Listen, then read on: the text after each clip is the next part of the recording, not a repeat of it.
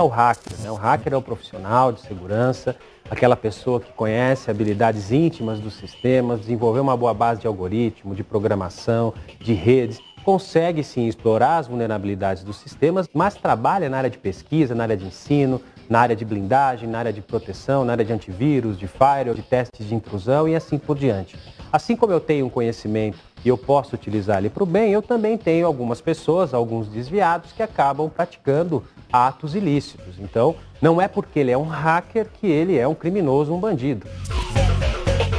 Aqui no Brasil costuma-se dividir, convencionar que hacker seria o profissional de segurança do bem e cracker seria aquele profissional que já usa os seus conhecimentos para finalidades maléficas. Lá fora nós temos hacker. Hacker é um profissional de segurança, quem conhece muito, tem muitas habilidades em informática e tecnologia. O que ele faz com o conhecimento dele aí é uma escolha e ele vai responder nos termos da sua escolha.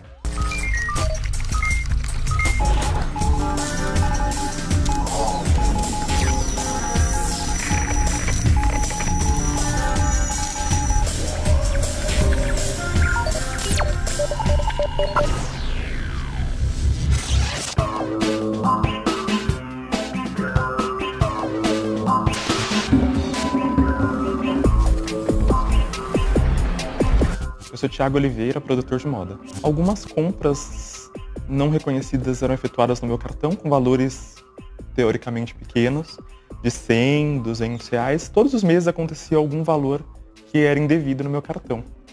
E mais ou menos 4 ou 5 meses depois disso, surgiu uma compra de 11.800 reais no meu cartão. Eu sempre entrava em contato com a prestadora do cartão, falava que eu não reconhecia essa compra, eles estornavam esse valor. No mês seguinte acontecia a mesma coisa. Era estranho porque o cartão era sempre cancelado e enviado uma nova via para mim, só que sempre era clonado, digamos assim. Então, acho que o ápice foi quando eu recebi essa conta muito alta e daí eu tive que procurar o cartão junto com o advogado para resolver a situação. José Antônio Milagre, advogado e perito especializado em crimes cibernéticos. Nesses casos, nós estamos diante da responsabilidade civil, que ela é prevista essencialmente no Código Civil e outras legislações, como o próprio Código de Defesa do Consumidor. Então, infelizmente, essa empresa que disponibiliza um serviço de e-commerce, de transações bancárias pela rede, ela disponibiliza um serviço de risco. E ao disponibilizar esse serviço de risco, ela responde em face das fraudes, dos golpes e dos crimes que os seus clientes venham ser vítimas. Ela só não responde em uma situação, quando ela comprovar a culpa exclusiva daquele correntista, como, por exemplo, a senha 1234, ou aquele correntista que transferiu ou emprestou o seu código de acesso, ou acessou de locais públicos. Se ela conseguir demonstrar, ela se exime da responsabilidade. Cada caso é um caso, tem que ser apreciado pelo judiciário.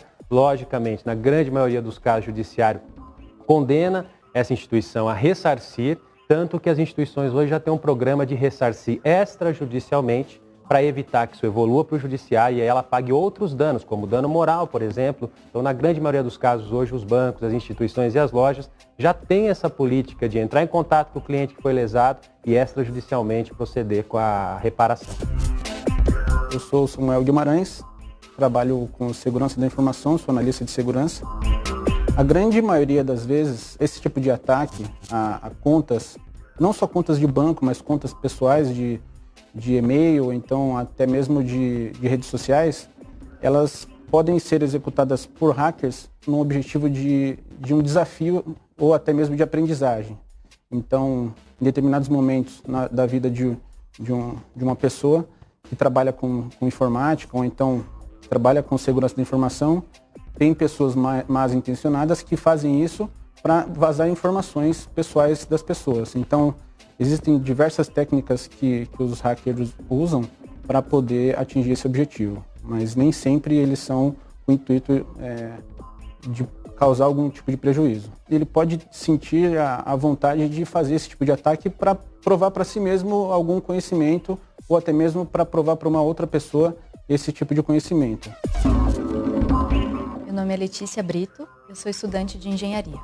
Há uns 3 anos, eu, como uma jovem inocente, queria comprar um tênis num site e o tênis era um pouco caro. É uma marca de tênis conhecida e aí eu achei esse preço inferior. E aí entrei no site, gostei, achei que era super legal, era isso que eu queria, não conferi em nada, o site era desconhecido, né? Não procurei comentários de outras pessoas e aí acabei caindo no golpe. E aí depois de 3 meses, demorou 3 meses para chegar, o tênis chegou, mas eu já olhei, já percebi que era falsificado. E depois de mais algum tempo, foram chegando contas e contas e contas no cartão, que a gente foi conferir o extrato e tinha uns valores assim absurdos. E aí foi quando nós percebemos que o cartão tinha sido clonado. E aí fomos no banco, o banco reivindicou esses valores, mas não o do sapato. O sapato eu que tinha feito a compra, a culpa era minha. Mesmo ele sendo falsificado, então eu fiquei com um prejuízo do preço do tênis. Bom, existem diversas formas que um cartão pode ser hackeado, né? Uma delas é com brechas em sistemas onde esses cartões são armazenados. Então, todas as informações de cartão de crédito, elas são armazenadas em um lugar, num servidor, na internet. Então, dependendo da forma que ele for armazenado, ele pode sim ter esse sistema atacado e vazado essas informações devido a alguma brecha de segurança, até mesmo usando cavalos de Troia. Outra forma que os hackers utilizam para poder atacar esse tipo de informação, aliás, obter esse tipo de informação, é atacando os usuários finais. De uma certa forma, isso é muito mais simples do que atacar um sistema corporativo, por exemplo.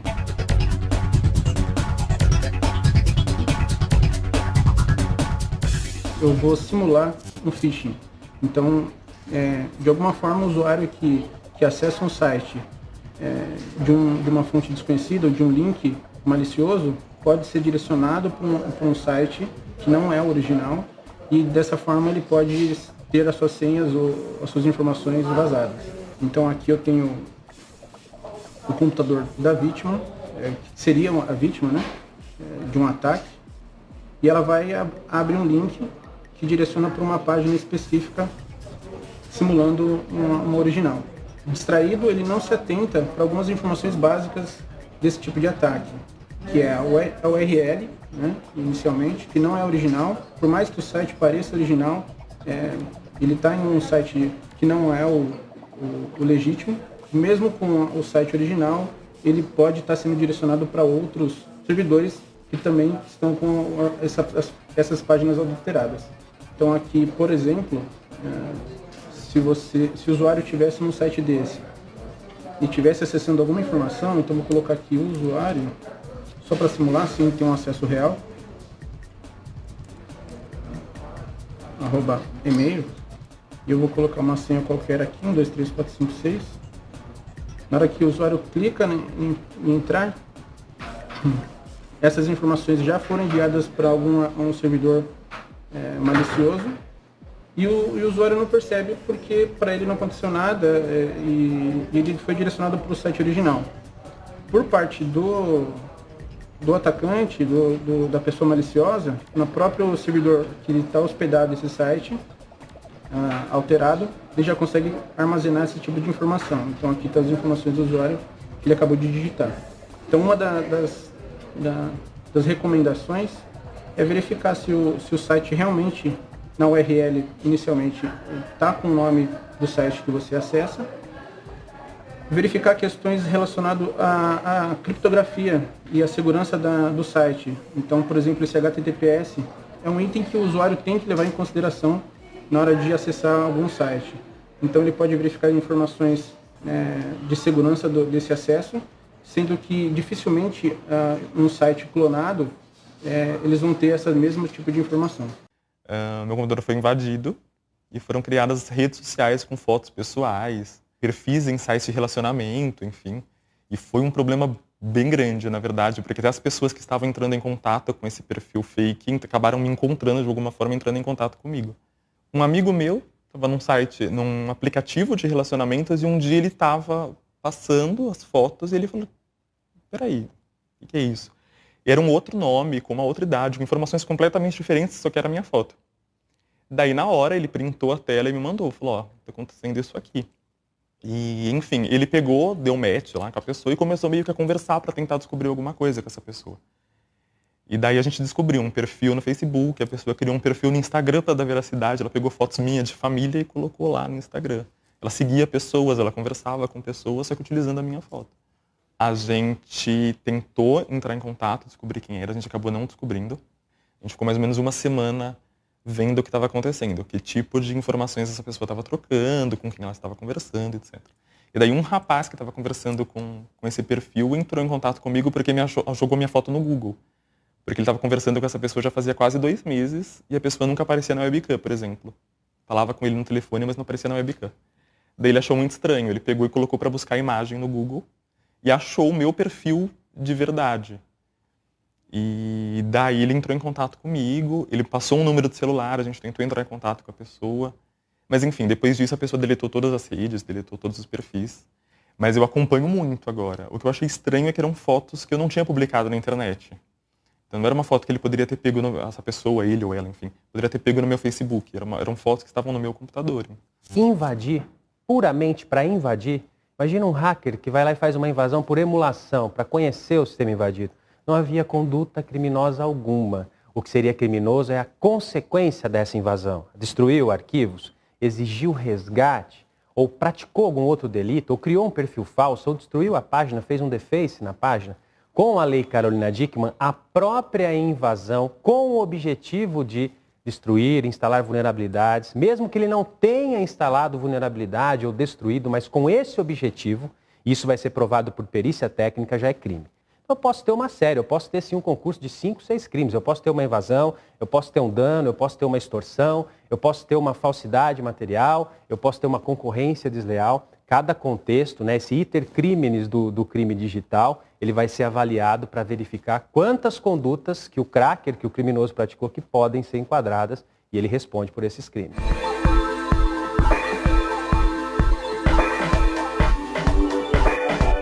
Eu tenho alguns amigos que eles não são hackers, mas eles conheciam um pouco mais de código-fonte. Então eles falaram assim, ó, o Twitter tem uma parte de aplicativos. Então tem alguns aplicativos que não sei porque eu estava autorizado eles terem acesso à minha conta, publicarem no meu nome. E aí provavelmente o cara chegou até por um desses aplicativos. Depois a gente descobriu que o acesso que ele ainda tinha era porque ele estava acessando do iOS. Porque o iOS ainda estava permitido nesses aplicativos do Twitter. E aí os meus amigos me orientaram, falaram, ó, deleta todos os aplicativos que estão permitidos, troca a senha, letras maiúsculas, minúsculas, caracteres e números. Então, para evitar um novo tipo de invasão. Mas hoje nós temos determinadas condutas que já têm tipificação própria, como, por exemplo, a invasão de dispositivos informáticos, não é? Eu não vou punir isso por furto, por roubo, mas eu tenho a Lei Carolina Dickmann, que já traz esse crime, invasão de dispositivo informático, já traz a pena, né? Artigo 154A, a indisponibilização de um serviço, aquele cidadão que, através de uma técnica de negação de serviços, ele consegue paralisar um site, um serviço de utilidade pública, um site do Enem, o site da Receita Federal e assim por diante, né? Nesses casos também já existe um tipo específico, né, que é a interrupção de serviço telemático. Então, para alguns crimes praticados pela internet, eu aplico a legislação já existente, como o Código Penal e Código Civil, mas para outros delitos eu já tenho tipificação própria, como, por exemplo, os trazidos pela Lei Carolina Dickmann de 2012. Hoje nós estamos diante da vingança pornô, em média hoje 4 casos por semana no nosso escritório, que trata justamente desse tema. Nós já chegamos a receber jovens de 16 anos e eu perguntei, cadê seus pais? Ele falou, não, eu não posso contar para o meu pai, eu vim só aqui porque eu preciso consultar para a gente dar andamento. Eu falei, não, de forma alguma, posso vir com meu irmão?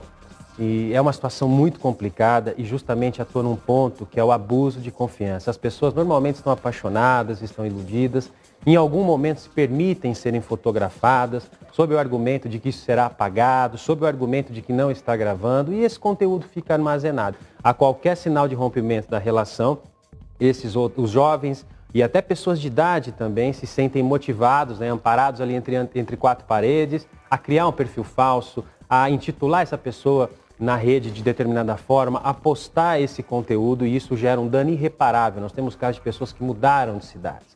normalmente chegam no escritório e perguntam, olha, mas dá para limpar da internet? A gente é bem franco no seguinte sentido. Olha, os netos dessa sua filha, os netos vão poder ver esse conteúdo na rede. Não há garantias. Nós temos casos de 92, 95, que é possível recuperar essas fotos na rede ainda. Então, os danos são irreparáveis, né? Essas vítimas hoje, elas têm o amparo do judiciário. O Marco Civil da Internet dedicou um artigo exclusivo para esse tipo de conduta, que é o artigo 21 do Marco Civil da Internet, que deixa bem claro que o titular de fotos pornográficas, íntimas, sensuais, envolvendo sexo, pode diretamente notificar o provedor, seja ele o Facebook, seja ele o WhatsApp, seja qualquer provedor de serviços ou de conteúdo que esteja armazenando, para que ele remova esse conteúdo. E se ele não remover, ele vai passar a ser responsabilizado. A grande falha dos usuários que permitem que alguns ataques sejam executados é não se preocupar muito com segurança, ou até mesmo nada com segurança.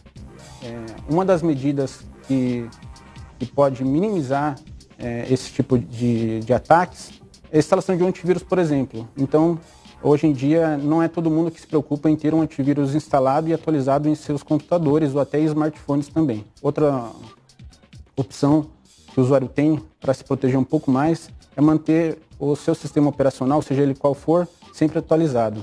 Então isso já elimina grande parte dos tipos de ataque que podem vir contra ele através da internet ou até mesmo de uma rede local. Troco senha de rede social sempre, senha de e-mail sempre, ativei caixa de spam, só entro em site confiável, muito confiável. Se eu desconfiar de alguma coisa daquele site, um site que eu já não conheço, já não entro. Não clico em banner de rede social, não clico, tento evitar sites que coloquem o computador em risco, atualizo o antivírus sempre, evito colocar muitas informações pessoais, muita foto em rede social, por exemplo, agora. Esse é o tipo de cuidado básico, mas que eu acho que de repente ajuda. Pegar alguma informação em um outro site que eu não conheço, eu vou lá no buscador, no Google, e procuro mais informações sobre esse site para ver se tem gente reclamando, mas às vezes até o próprio navegador já avisa, falando, esse site é duvidoso, não entra nele. A gente recomenda que você não entre, e aí eu não entro porque eu fiquei um pouco paranoica com isso.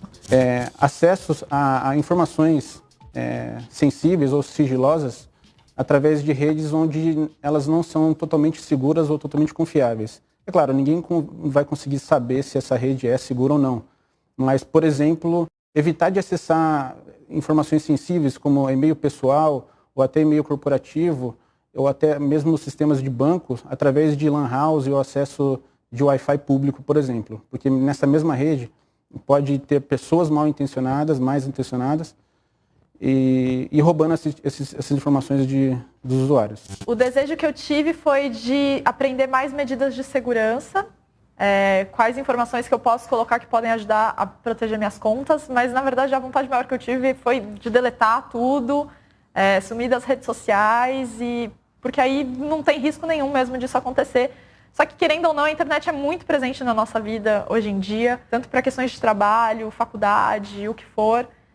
Não tem como ficar fora da internet, é muito difícil. Então, o que eu vou fazendo é conhecer um pouco para poder me proteger.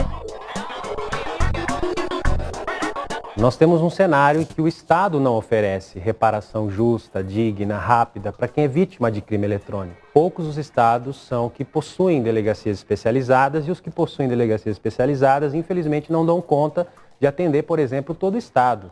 Por exemplo, da cidade de São Paulo, só atende a capital e Grande São Paulo. Mas nós temos, ao longo desse caminhar envolvendo direito digital e crimes cibernéticos, alguns meios que vêm a facilitar a vida de quem é vítima de crimes eletrônicos, né? E um deles é a edição do próprio Marco Civil da Internet. Em alguns casos, notificar diretamente o provedor para remoção desse conteúdo, nos casos de conteúdo pornográfico, e até mesmo mover uma ação em face desse provedor diretamente comparecendo ao juizado especial. A primeira recomendação, se existir esse tipo de suspeita, é sempre antes disso, né? Ou então ter o hábito de manter o backup e desligar ele totalmente da internet. Se alguém estiver acessando de alguma forma o seu computador remotamente, já não vai ter mais acesso. Então fazer esse tipo de análise no seu computador de uma forma desconectada. porque aí você consegue, ou você ou alguém, um especialista consegue analisar como o ataque foi feito, se alguém realmente estava invadindo, da onde que veio o ataque, o que ele fez. Isso já entra mais na análise forense da coisa, que é descobrir como que foi feito o ataque, da onde veio, e pegar algumas evidências e que comprove esse tipo de invasão.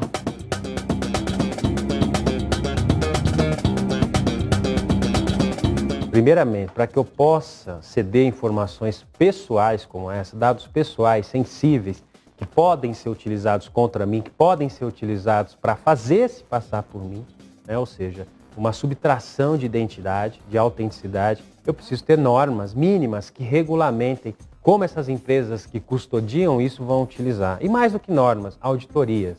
Hoje eu não sei, por exemplo, o que os provedores de conteúdo fazem com os meus dados. Até hoje, eu não sei, por exemplo, o que aquela grande rede social cede dos meus dados, ou qual o tratamento que ela emprega nos meus dados para extrair as minhas preferências, para extrair informações que são íntimas, eu não gostaria de ver nas mãos de terceiros. Privacidade não é só proteger as minhas informações, mas é controlar as informações que eu cedo. Então, quando eu dou uma foto para alguém, quando eu cedo uma foto para alguém, eu tenho uma expectativa que ela não saia daquele conteúdo. Quando eu cedo dados para ingressar numa rede social, num aplicativo, eu também tenho essa expectativa de que esse conteúdo ele não vai ser transferido, utilizado de forma indevida. Eu não tenho leis no Brasil. A Constituição Federal garante a nossa privacidade. Lá na Europa, eu tenho uma série de diretivas rígidas em relação à privacidade. Estados Unidos também. Aqui no Brasil se discute ainda o anteprojeto de proteção de dados pessoais, que é, como eu disse, um anteprojeto. Nem projeto de lei ainda. Então, na ausência de uma lei mais efetiva que puna os maus usos dos dados pessoais e que assegure privacidade, extremamente temerário, jamais consentiria com esse tipo de informação na posse de qualquer empresa.